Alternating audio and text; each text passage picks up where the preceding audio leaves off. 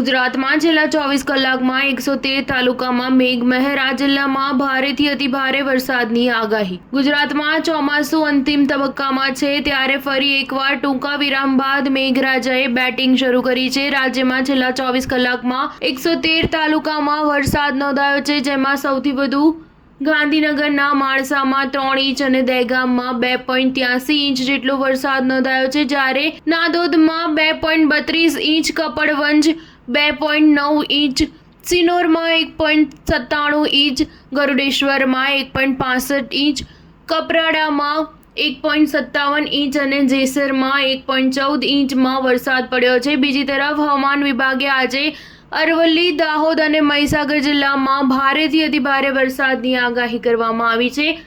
હવામાન વિભાગની આગાહી અનુસાર આજે અરવલ્લી, દાહોદ અને મહીસાગરમાં ભારેથી અતિભારે વરસાદ વરસી શકે છે, જ્યારે સાબરકાંઠા, ગાંધીનગર, ખેડા, પંચમહાલ, દાહોદ, છોટાઉદેપુર, વલસાડ, ભાવનગરમાં ભારે વરસાદ પડી શકે છે.